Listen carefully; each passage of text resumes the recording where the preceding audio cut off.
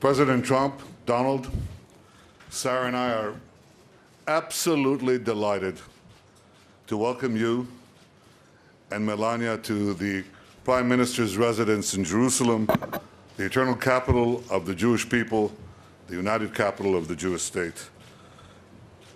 We've known each other for many years, and it's always good to see you.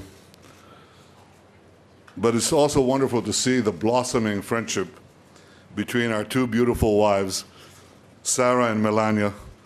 You're so welcome here, and we're so pleased to see you. We're honored to have you in our home. You've been today, Mr. President, to the Western Wall, one of the holiest sites of Judaism. You've been to the Church of the Holy Sepulchre, one of the holiest sites of Christianity. We protect the Christian sites as no one else does anywhere in this region. We protect Christian sites, Muslim sites, obviously Jewish sites. We're committed to the freedom of all faiths and to the rights of all. Mr. President, I appreciate the fact that you went to the Western Wall and you're the first acting president who's done that. The people of Israel applaud you for it.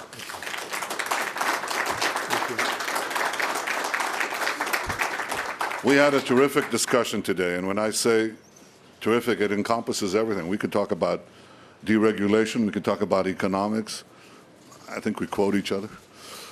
We understand each other and so much of the things that we wish to accomplish for both our countries. But I want to thank you especially today for your deep commitment to Israel's security, its well-being, and its future. I have no doubt that as we work together, you and I, the alliance between our countries will grow ever stronger. I want you to know how much we appreciate the change in American policy on Iran, which you enunciated so clearly just an hour ago.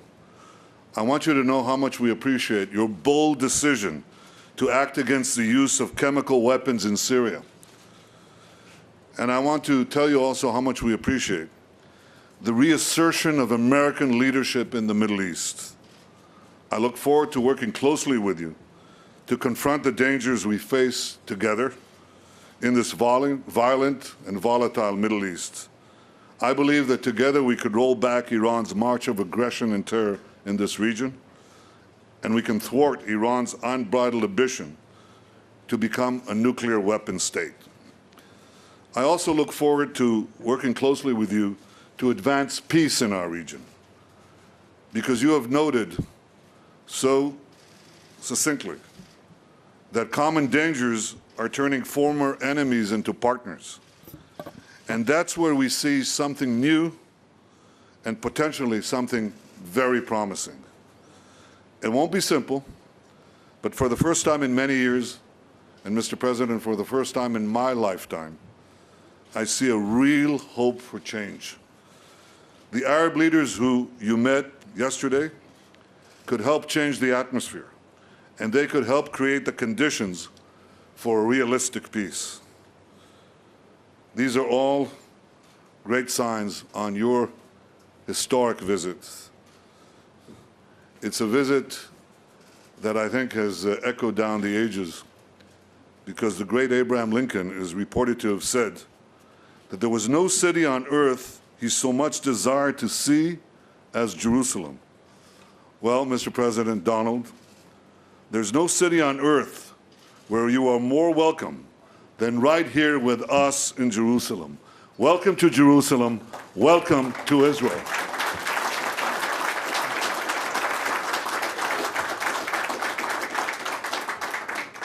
Thank you very much, and it's a great honor to be with my good friend, Prime Minister Netanyahu, and of course, Sarah, thank you. And also thank you for that beautiful tour. Melania is still talking about it. Thank you very much. You honored me and Melania by being one of the first world leaders to visit the White House, as you know. And we had a very good and sound discussion. And now you honor us again by welcoming us to your home on my first trip abroad as the President of the United States. This is a land filled with beauty, wonder, and the Spirit of God.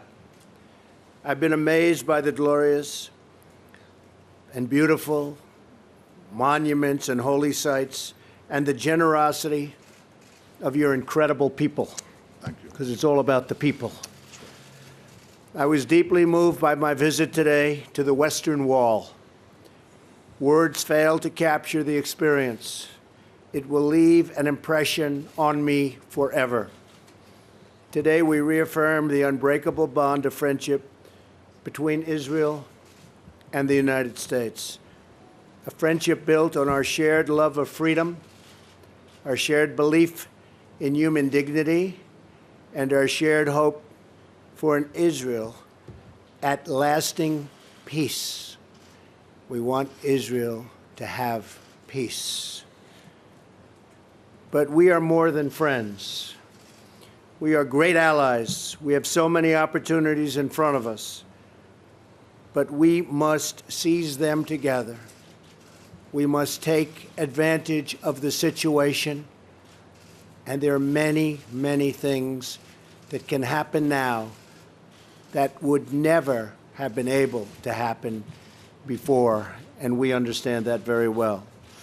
That includes advancing prosperity, defeating the evils of terrorism, and facing the threat of an Iranian regime that is threatening the region and causing so much violence and suffering. During my travels, I have seen many hopeful signs that lead me to believe that we can truly achieve a more peaceful future for this region and for people of all faiths and all beliefs, and frankly, all over the world.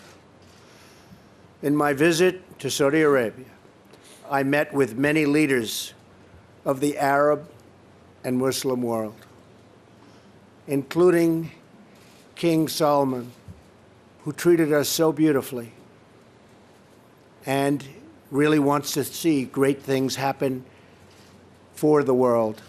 He really does. I got to know him well, and he really does. These leaders voice concerns we all share about ISIS, about Iran's rising ambitions and rolling back its gains, and about the menace of extremism that has spread through too many parts of the Muslim world. I'm encouraged that they pledge cooperation to confront terrorism and the hateful ideology that drives it so hard. America welcomes the action and support of any nation willing to do the hard but vital work in eradicating the violent ideologies that have caused so much needless bloodshed and killing here and all over the world. We are willing to work together. I believe that a new level of partnership is possible and will happen, one that will bring greater safety to this region, greater security to the United States, and greater prosperity to the world. This includes a renewed effort at peace between the Israelis and the Palestinians. And I thank the Prime Minister for his commitment to pursuing the peace process. He's working very hard at it. It's not easy. I've heard it's one of the toughest deals of all, but I have a feeling that we're going to get there eventually. I hope. I'm certain we will have very productive discussions, and we're going to have very productive discussions, in my opinion, with the leaders of other nations also. And I feel strongly about that, because there's a lot of love out there. And people from all nations, even nations that you would be surprised to hear, they want to stop the killing.